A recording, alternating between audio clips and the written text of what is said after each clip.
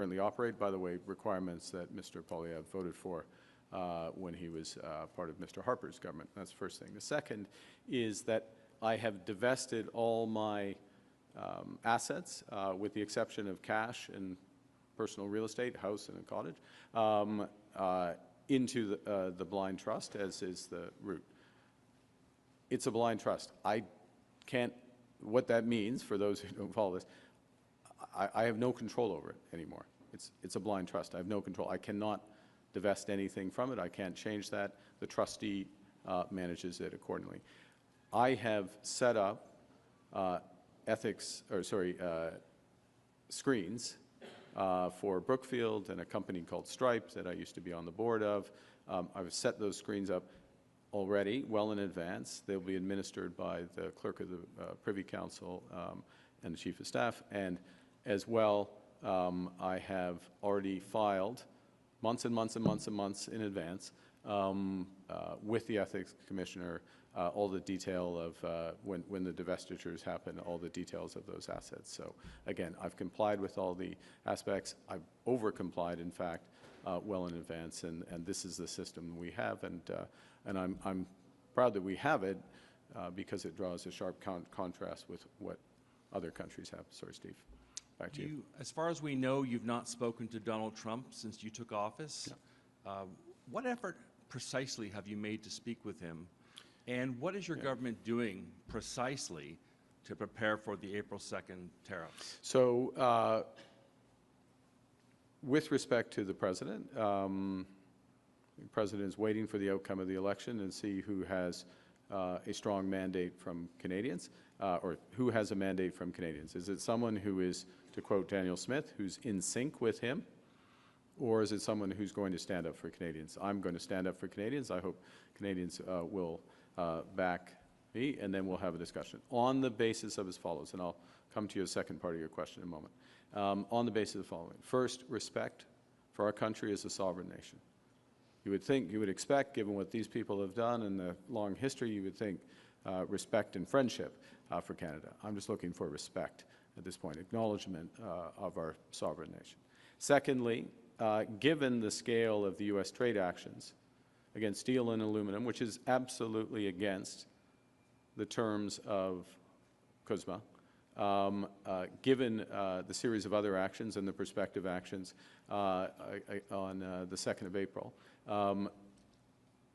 we need to have a comprehensive discussion with the Americans on the broader economic and, I would say, security partnership as well. So we'll wait for that. In terms of preparations, we have done the following. We have identified a list of goods and services, but mainly goods, 155 billion of which 30 have tariffs on. So there's an additional 125 that we could put retaliatory tariffs on, depending on what the Americans do, first thing. Secondly, we have put in place those protections for workers through a series of changes to the EI, including some that were announced on Friday, so that there's no waiting period, there's no severance period. You can have job sharing, all these aspects to provide. And those will be paid for by the tariff revenues, or we won't need all of them, but some of them through the tariff revenue. Again, Pierre Poilievre, simple solution, take the tariff revenues, pocket it, have a tax cut. Third thing we've done is we have put in place major supports for our largest companies and our smaller companies, smaller ones through BDC, EDC, farm credit as well, but liquidity support and ability to change the timing of tax payments for companies as well, all of which will supply financial support if necessary in the face of that. So we've done a number of things. I can go on, but I know we've got a lineup here. We've done a number of things to put us in a strong position. See, this is a fundamental mistake that the Americans are making. They think they will weaken us. They think that they can own us, quite frankly. That's what they think. We are going to get stronger. We are going to wait this out. They're going to come to the table, and we're going to negotiate a good deal for the Canadians. Thank you, Steve. Sir, did you say that President Trump is waiting to talk to the Prime Minister of whoever wins this election? Well, that's an interpretation, but I think it's a reasonable interpretation.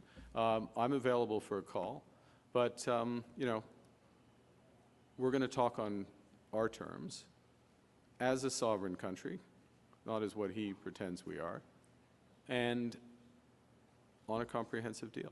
En français, sur l'appel avec M. Trump. C'est l'appel. On a du temps?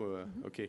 En ce qui concerne, il faut avoir une discussion compréhensive avec lui. Il faut nous donne, il faut qu'il nous donne du respect comme un pays souverain. Et nous, ça suffit pour M. Trump. Il y a un autre aspect, plusieurs d'autres aspects de ma réponse, mais il faut continuer. Bonjour, M. Carney. Oui. Émilie Bergeron, la presse canadienne. Vous continuez d'être questionné sur vos avoirs et vos possibles conflits d'intérêts. Les conservateurs continuent de vous attaquer là-dessus. Ouais. Est-ce que ça pourrait être une source de distraction à votre campagne et comment vous allez vous assurer que ça n'en soit pas une? Est-ce que vous pourriez justement aller au-delà, en faire encore plus? Oui, merci pour votre question. J'ai déjà fait plus. Plus et plus rapidement que nécessaire. J'ai une fiducie déjà 6 mois avant les règles. J'ai déjà disposé tous mes actifs. Je n'ai qu'une maison, une chalet et puis de l'argent moi-même. Tout est pas disparu, mais c'est dans une fiducie. J'ai déjà mis un écran pour Brookfield et tout cela. Alors, c'est déjà fait. Et ce n'est pas une surprise. Le Parti conservateur n'a pas beaucoup d'idées. Il y a une idée de réduire les impôts, une autre idée de couper des programmes, et c'est tout. Et il y a des slogans. C'est tout. Hein. Sur un autre sujet, y a-t-il un risque en faisant un virage à droite que ce soit considéré trop à droite pour que certains libéraux progressistes ou même des électeurs néo-démocrates soient découragés de voter pour vous et comment vous assurez un équilibre? OK. Oui. Merci pour votre question. Alors, il faut avoir une économie forte. Ça, c'est nécessaire. C'est nécessaire pour les négociations avec les Américains, mais c'est nécessaire d'avoir des programmes de soins de santé, d'assurance médicale, des garderies et tout le filet social du Canada. Je suis un libéral. Pour les libéraux, il faut avoir les deux. Il faut avoir une économie forte. Et nous avons un plan, nous mettons en œuvre des initiatives afin d'avoir une économie forte, un Canada fort. Mais en même temps, il faut protéger les plus vulnérables dans notre société. Donc, vous diriez que vous êtes au centre droit, c'est ça? Oui, au centre, oui. On va prendre une dernière question Merci. de la délégation avant de faire la question locale, s'il vous plaît. Bonjour, M. Carney, c'est Fanny Olivier de Radio-Canada. Le chef conservateur Pierre Poilievre vous met au défi de participer au face-à-face de TVA. Est-ce que vous allez le faire? Pourquoi pas? Pourquoi pas? Oui, pourquoi pas, oui. Il y aura des débats entre les chefs et tous les chefs, parce que si c'est TVA, c'est... Pour tous les débats, il faut avoir tous les chefs, alors M. Blanchet, puis M. Singh, Mme May, y compris M. Poilievre et moi-même, ouais. Tout à l'heure, à ma collègue, vous avez dit qu'en ce moment, les dépenses croissent de 9 % par année au sein de l'appareil gouvernemental. À combien précisément voudriez-vous fixer le seuil de croissance des dépenses de l'appareil d'État? Merci pour votre question, mais c'est trop simple. C'est une question de le taux de croissance de l'économie et des d'autres dépenses. On ne peut pas... la gestion budgétaire, ce n'est pas aussi simple que ça. On dit, OK, c'est 1 point de pourcentage comme cela. Okay. Et merci. Maintenant, pour les questions locales, s'il vous plaît. Local questions. Bonjour. Bonjour. Patrick Porter, Radio-Canada Acadie. En 2019, la plateforme du Parti libéral du Canada a promis, le parti a promis de se pencher sur la construction de gros projets d'infrastructure. Vous parlez beaucoup d'infrastructures ces temps-ci. on a fait mention spécifiquement de la construction d'un tunnel entre Terre-Neuve et le Labrador. Vendredi dernier, M. Champagne il disait aux provinces, suggérez-nous des projets d'intérêt national pour stimuler l'économie. Ouais. Est-ce qu'un gouvernement Carney va construire ce tunnel évoqué il y a 6 ans? Je n'étais pas là en 2019, mais j'étais là vendredi dernier avec tous les premiers ministres. Nous avons eu une bonne discussion sur des projets de l'intérêt national et le fédéral a déjà, ou nous sommes en train de mettre en œuvre des grands changements, comment nous soutenons des grands projets. Personne ne l'a mentionné, le tunnel, pendant cette réunion, mais on verra. C'est une question. Il faut travailler ensemble. Ça, c'est un des messages. Il faut travailler ensemble. Les provinces, le fédéral, les peuples autochtones, tout cela. Alors, on attend des grands projets. Il y a beaucoup à ce moment-là, mais comme j'ai dit, personne ne l'a mentionné vendredi dernier. Hier soir, il y avait des pêcheurs assez frustrés devant le Palais des Congrès à Saint-Jean. Est-ce que ça vous inquiète? Ce sont des gens qui viennent de l'extérieur de la ville, où il y a déjà une présence conservatrice à Terre-Neuve. Est-ce que ça vous inquiète? Est-ce que ça va être plus serré en région? Pas du tout. C'est absolument approprié que les gens sont là pour exprimer leur frustration avec la situation. Et un des messages importants, et il faut que le ministère de Pêcherie et d'Océan est plus proche des pêcheurs. D'accord. Dernière question, last question, please. The second question. Look, it's entirely right that the harvesters were there yesterday. The Minister of Fisheries met with some of their representatives last evening. I understand their frustrations. Given the situation in the water. Of course, they want a sustainable fishery, sustainable livelihoods. We're listening to their concerns, and what it underscores for me is, as I said last evening, the importance of the Department of Fisheries and Oceans being closer to the wharf, and it's something that I had already asked the Minister of Fisheries to look at as a potential structural change in the department.